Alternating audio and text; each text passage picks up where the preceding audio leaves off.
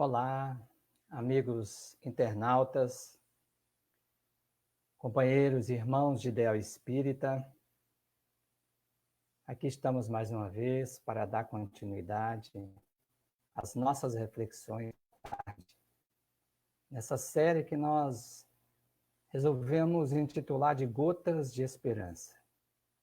São reflexões breves sobre os capítulos do livro Deus Sempre, de Emmanuel, né? Emmanuel nos leva numa jornada em que cada capítulo se assemelha a uma paisagem refrescante, de alívio. E essa jornada nos direciona rumo ao Criador que está dentro de nós. Então, o capítulo de hoje, enquanto as pessoas chegam, nós queríamos desejar a todos muita paz, muita saúde, muita alegria nesses momentos que estamos vivendo e que são oportunidades de cuidarmos de nós. Então, nós vamos aí projetar na tela para vocês o texto que fala sobre o qual nós trataremos hoje.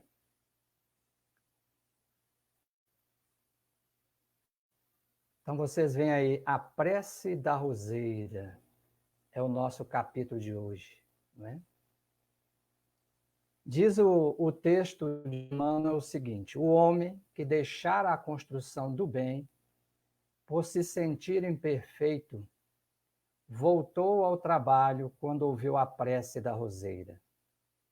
Agradeço-te, ó meu Deus, porque apesar dos espinhos que carrego, deste-me a força precisa para oferecer-te a alegria e o perfume das rosas. Que texto maravilhoso, né? Então nós vamos refletir um pouco sobre essas passagens de Emmanuel, compreendendo o que ele quis nos dizer, porque cada uma das suas frases, cada uma das suas palavras nos trazem ensinamentos para a vida inteira, né? Então, a primeira parte que nós destacamos aí é deixar a construção do bem. E fomos buscar, ou devemos sempre fazer isso, devemos buscar nos ensinamentos dos Espíritos, que movimento foi esse que nós fizemos? Por que nós deixamos essa construção do bem? Aliás, o que é o bem? Então, nós fomos lá na pergunta 630 do Livro dos Espíritos, como se pode distinguir o bem do mal? Os Espíritos respondem, o bem é tudo conforme a lei de Deus. É tudo aquilo que é conforme, que está alinhado com a lei de Deus. O mal é tudo que ele é contrário. Simples, né? Assim, fazer o bem é proceder de acordo com a lei de Deus. Fazer o mal é infringi-la. Isso é muito importante porque a nossa vida ela é uma grande busca de nós mesmos. Um grande mergulho dentro de nós. E onde é que os Espíritos dizem que estão gravadas as leis de Deus? Na nossa consciência. Então, gente, esse é o momento de buscarmos o autoconhecimento. Estamos, claro, preocupados com as questões da higiene, da sanidade do corpo físico, de buscarmos o álcool gel, lavar as mãos, nos protegermos quando formos sair à rua. Mas existe uma higienização que é fundamental e que agora temos tempo para fazer, que é higienizarmos nós mesmos. Deixarmos de ter medo de estar conosco.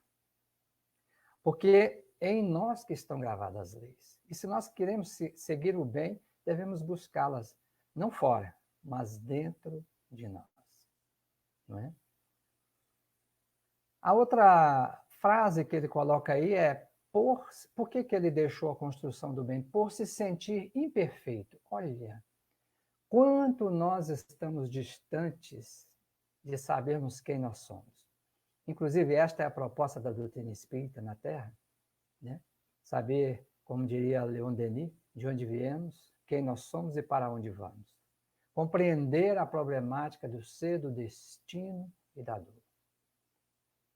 Porque depois que a gente compreende, as coisas se tornam muito mais fáceis. Então, nós vamos ver que os Espíritos nos dizem pertencerão à terceira classe de espíritos os que ainda se acham na parte inferior da escala, os espíritos imperfeitos, que é o que nós achamos. Ou melhor, que é o que, por enquanto, estamos estagiando nesse estado de consciência. Nossa consciência não está ainda com a amplitude para compreendermos a profundidade e a substância divina que nós somos. E eles dizem assim, sabe qual é o empecilho para essa compreensão? A ignorância. A ignorância, o desejo do mal. E temos o desejo do mal porque ainda não temos consciência de quem somos. Não é? E todas as paixões más que lhe retardam o progresso. Eis o que os caracteriza. Então, esse é o momento de darmos um passo adiante. Sairmos dessa classe de espíritos que nós não compreendemos ainda que somos filhos do Altíssimo. Que Jesus havia nos dito, né? Vós sois deuses, conforme nós falamos ontem. Né? E ele prossegue assim, por se sentir imperfeito. E aí, a gente vai perceber na história da humanidade, fazendo uma pequena digressão aqui sobre o estado do pós-guerra, as pessoas estavam muito depressivas com os horrores da Segunda Guerra Mundial. E surgiu uma linha de filosofia existencialista, alguns desses personagens, né, Jean-Paul Sartre, Martin Heidegger, né, Albert Camus, esses irmãos tinham um pessimismo acerca do destino do ser humano. Como muita gente agora está pessimista, o que será da espécie humana? Né? Mas o que esses companheiros naquela época não tinham, nós temos hoje. Eles tinham, naquela época não era divulgado a doutrina espírita na Europa, mas aqui no Brasil, ela é, vamos dizer assim, a pátria, né? O solo. Para cá foi transportada a planta do Evangelho, a árvore do Evangelho. Então nós temos esse conhecimento. E o conhecimento da vida espiritual, da lei de causa e efeito, da reencarnação, tem impactos extraordinários na nossa existência. E nós precisamos utilizar esses recursos para compreender o que está acontecendo. Saímos dessa visão pessimista, catastrofista, embora as dificuldades que estejamos enfrentando. Porque tudo é um momento, como acontece, como diz a homeopatia, é uma crise de cura. Parece, quando você toma uma medicação homeopática, o profissional médico de saúde já te avisa, olha, pode ser que você sinta como se os sintomas estivessem piorando. Mas é o início da cura. E Kardec disse que, os espíritos disseram a Kardec, que o mal deveria chegar a um extremo, a um excesso, para que os homens sentissem necessidade do bem e das reformas. É isso que nós estamos sentindo. Não podemos, não devemos mais continuar com esse modelo que vínhamos trilhando até então. Esse modelo civilizatório egoísta, em que nós buscamos tantas coisas lá fora com medo de olhar para dentro. Então as pessoas em casa ficam nervosas, mas não é com insulamento. É porque não treinaram a sua mente, o seu coração, para ouvir a voz do silêncio, a voz do ser interior, que vem de dentro para fora. Então nós não vamos encontrar essa felicidade lá fora, enquanto não olharmos para dentro.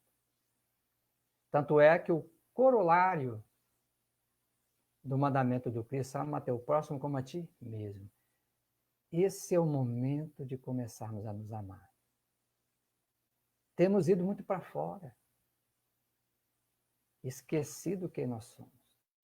Precisamos voltar a compreender quem é que de fato somos, seres espirituais, vivendo uma experiência humana, como diria Teilhard de Chardin, e não o contrário. Nós achamos que somos seres materiais que de vez em quando vamos ao templo religioso, à casa espírita, ao templo evangélico, ao templo católico, viver uma experiência espiritual. Em verdade, é o contrário. Nós estamos aqui vivendo uma experiência humana para desenvolver os nossos potenciais divinos. E ele diz, então, dizendo tudo isso, eu me lembrei para a gente... Porque às vezes a gente se pergunta, a gente encontra, até companheiros espíritas têm nos falado nos últimos tempos, né? Por que tem acontecido isso com o Brasil? E com o mundo e, obviamente, o reflexo com o Brasil. E eu me lembrei do livro, né, Brasil, Coração do Mundo, Pátria do Evangelho. Vocês já se perguntaram, gente, quem nós somos? De onde nós viemos?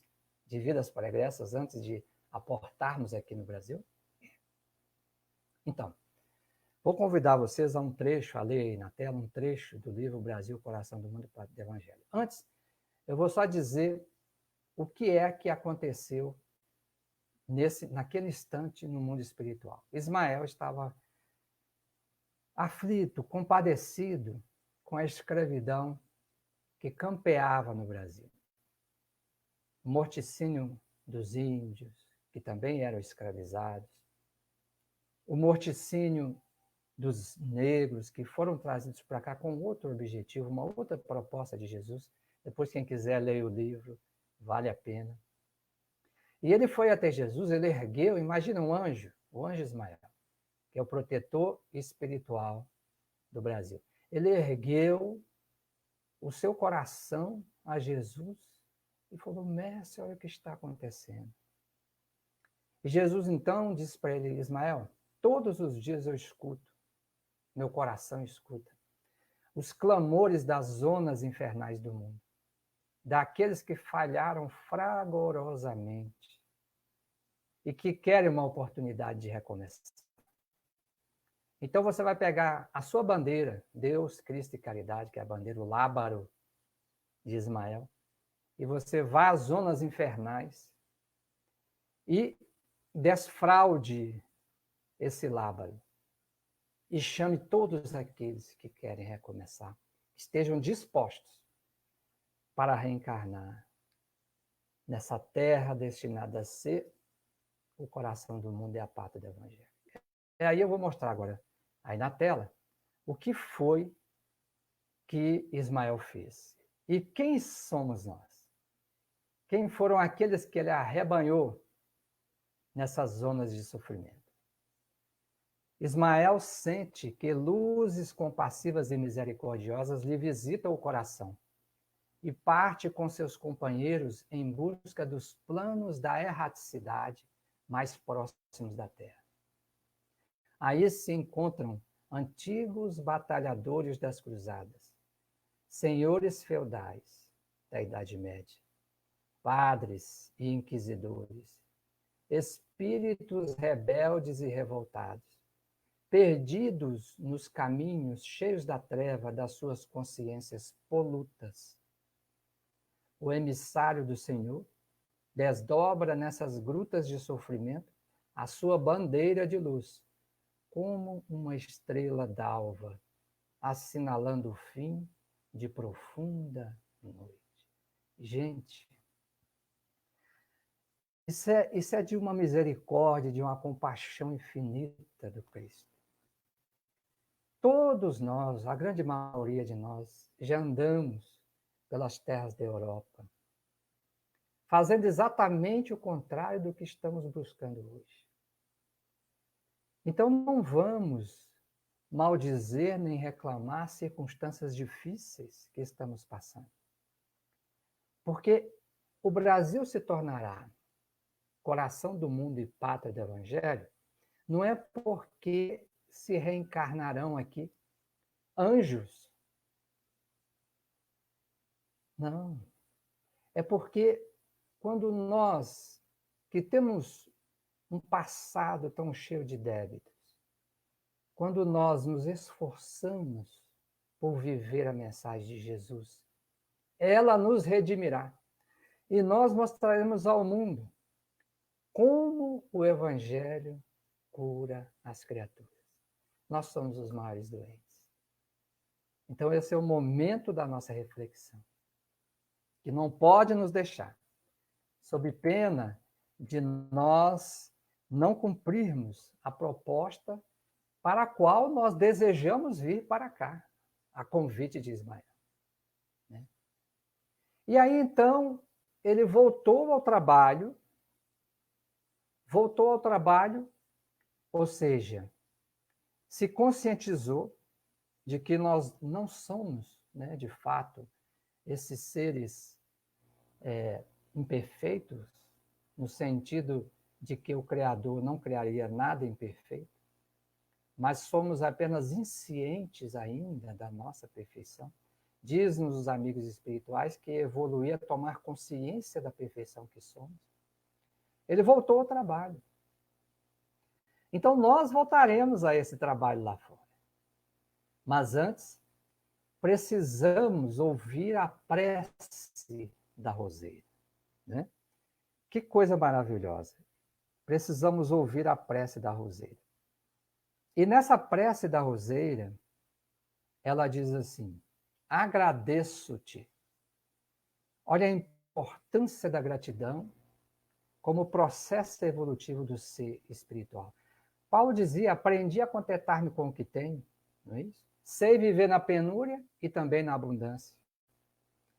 E Emmanuel tem uma frase maravilhosa que eu separei aqui, no livro Pão Nosso, capítulo 56, que ele diz assim: o êxito e o insucesso são duas taças guardando elementos diversos, que, contudo, se adaptam às mesmas finalidades sublimes. A ignorância humana, entretanto, encontra no primeiro o êxito, o licor da embriaguez. Nós nos embriagamos das ilusões do mundo, desse falso sucesso do mundo.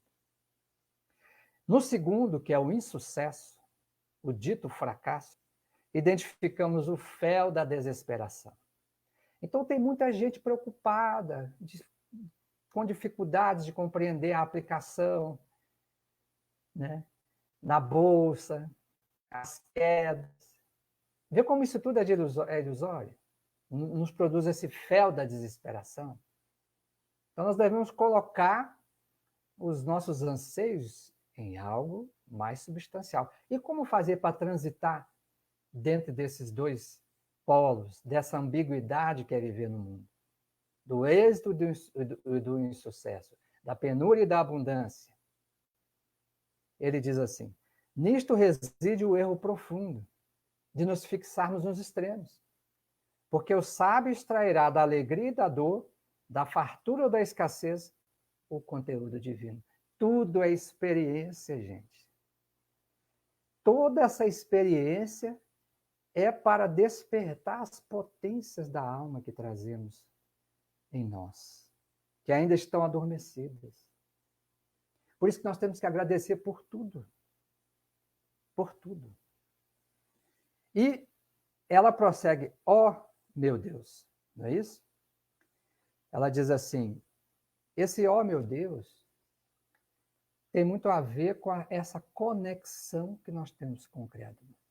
Este é o momento de mergulharmos em nós, de buscarmos compreender, fazermos um instante de meditação, asserenarmos nossa mente, aquietarmos o nosso coração. Quanto tempo nós não fazemos isso? Quanto tempo não escutamos o respirar, o ar entrando e saindo?